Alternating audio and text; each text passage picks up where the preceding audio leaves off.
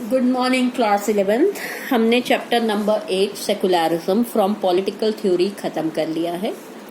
हमने यूनिट 8.1 किया था, जिसमें हमने डिफरेंस किए थे with examples inter and intra religious domination.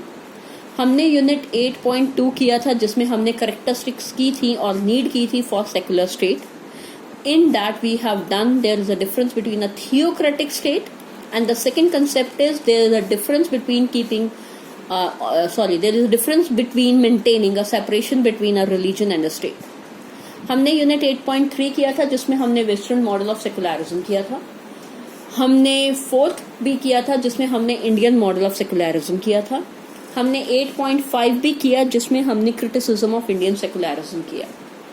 आपका एक छोटा सा पार्ट जो यूनिट 8.4 से डील करता है, what were the Nehru's view on secularism, रह गया था।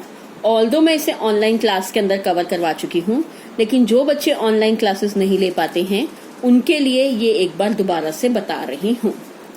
जब हम बात करते हैं what is a view point of Nehruji's on the Indian secularism, तो जब भी उनसे ये पूछा गया, आपकी बुक में एक ब्लू बॉक्स दिया हुआ है या ग्रे बॉक्स दिया हुआ है, उसके अंदर है, नेहरू से जब एक स्टूडेंट ने पूछा, और अभी हिंदुस्तान नया नया इंडिपेंडेंट हुआ था, that what are your views regarding secularism, तो नेहरू जी ने जवाब दिया, for me equal protection by the state to all religions.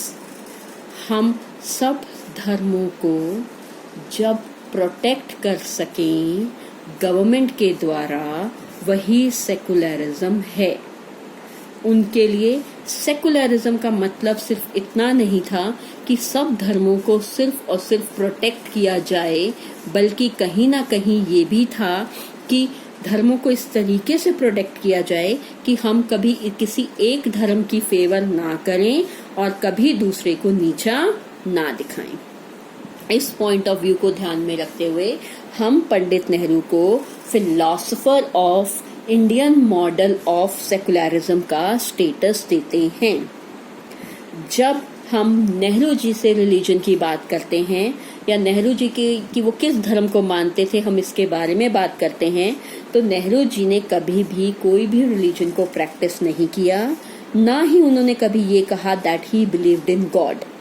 लेकिन जब भी सेकुलरिज्म की बात आई तो उन्होंने बहुत क्लियर व्यू पॉइंट दिया that he is not against he is not in favour of hostility to religion. वो किसी भी रिलीजन को नफरत का पात्र नहीं समझते हैं। कई बार हम यहाँ पर नेहरू और कमाल मुस्तफा पाशा के व्यूज को शेयर भी करते हैं और उनमें डिफरेंस भी मानते हैं। नेहरू एक तरफ ये कहते थे कि मैं बेसिकली किसी भी धर्म के अगेंस्ट नहीं हूँ, अतातुर्क थे। दूसरी तरफ नेहरू ये भी कहते थे कि मैं पूरी तरीके से धर्म और रिलीजन को सेपरेट कर दिया जाए, मैं उसकी फेवर में भी नहीं हूँ। सेकुलर स्टेट होने का मतलब ये नहीं है कि गवर्नमेंट इन्फ्लुएंस नहीं करेगी या गवर्नमेंट इंटरफेयर नहीं करेगी in the matters of religion. जब government feels, whenever the government feels that there is a need for reformation, there is a need to eradicate certain evils in the society, it will interfere. Nehru himself for this played a very important role in enacting many laws, specifically for abolition of caste discrimination, especially the laws which were related to women empowerment, by making laws against dowry and stopping or eradicating sati at the root level. He also wants to extend legal rights as well as social freedom to all the Indian women. Nehru के साथ जब हम बात करते हैं तो हम ये कहते हैं नेहरू एक तरफ बहुत ज्यादा फ्लेक्सिबल थे, लेकिन सिर्फ वो एक चीज पर अडिक्ट थे, वो भी जिद करते थे, वो भी डॉगमेटिक थे, लेकिन वो पॉजिटिवली डॉगमेटिक थे। वो एक चीज जिसके ऊपर स्टेबल थे वो ये था, he was totally opposed to communalism. When religion becomes the basis of the state, he was not at all in favour of such an idea. He always said कि religion is not only a matter of majority community कि हम धर्म के हिसाब से देश का बंटवारा कर दें। एंड इंडिया तो पहले ही पार्टीशन के दौर से गुजर रहा है।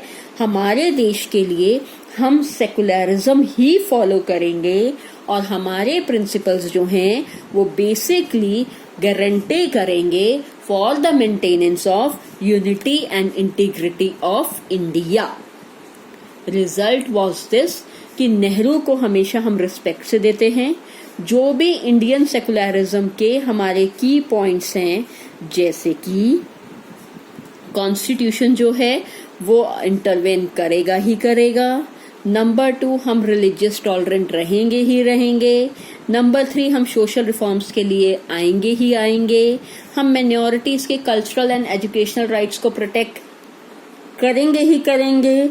हम बेसिकली कंसर्न रहेंगे कि हम इंट्रा रिलीजियस डोमिनेशन को और इक्वालिटी को मेंटेन कर सकें, या इंट्रा कल्चरल डोमिनेशन को खत्म कर सकें, इक्वालिटी को मेंटेन कर सकें। जब भी हमें एक धर्म के अंदर कुछ भी कमियां नजर आएंगी, किसी भी लेवल तक जाना पड़े, हम उसको बैन करने की कोशिश करेंगे ही करेंगे। ठीक है, तो आज हमारा ये चैप्टर बेटे खत्म होता है। आज मैं आपको इस वीडियो के साथ नोट्स भी दे दूंगी, क्योंकि आज फ्राइडे है। आपको नोट्स मिल जाएंगे, आप रिटन वर्क करना शुरू कर देंगे। सेकुलरिज्म के 16+6 मेरे हिसाब से 22 क्वेश्चंस ही बने हैं। आप इसको कंप्लीट कर लीजिए और अपनी नोटबुक्स आप मुझे मंडे ऑनवर्ड सबमिट करना शुरू कर दीजिएगा। Thank you class.